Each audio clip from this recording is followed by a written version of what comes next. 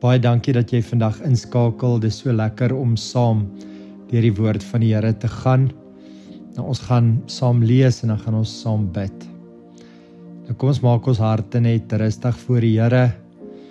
As jy op 'n gemaklike plek kan gaan sit, kan beleef hoe jou asemhaling net stadig word en jou aandag op Jesus plaas. Nou, ons lees vandag uit Markus 6 waar Jesus die brood en die vis vermenigvuldig. Toe Jesus die groot skare sien, het hy innig jammer vir hulle gevoel. Nou probeer jouself indink, Jesus kyk na mense met 'n hart vol empatie.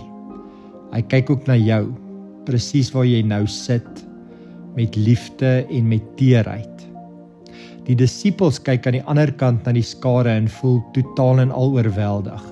Hulle sê, ons het te min, en hoe bekend klink dit nie vir ons nie.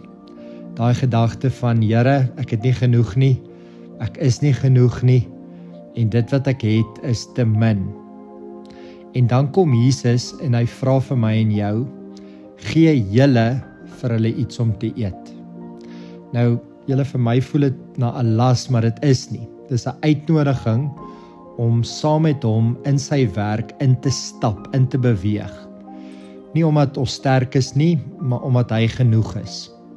En die disippels bring vir Jesus wat hulle wel het. En wat het hulle?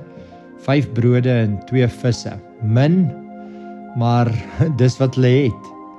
En Jesus neem dit, hy seën dit, hy breek dit, en raai wat, dit word meer as genoeg.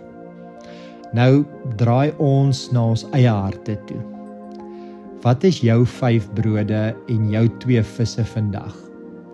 Wat is jou klein stukkie tyd, jou beperkte energie, jou gebroke moed, jou eenvoudige liefde, dit wat jy kan gee, al voel dit klein. Nou bid saam met my, en kom ons doen dit stadig en opreg, en jy kan agter my aanbid. Here Jesus, ek bring my min vir U. Neem dit, seën dit, breek dit, en gebruik dit soos net U kan. En hoor dan sag in jou binneste Jesus se stem. Nie 'n harde opdrag nie, maar 'n liefdevolle fluistering. Wat jy vir my gee, sal ek deur jou doen. Hoor weer hierdie woorde. Wat jy vir my gee, sal ek deur jou doen. Mag die Here ons harte kom vul met vrede.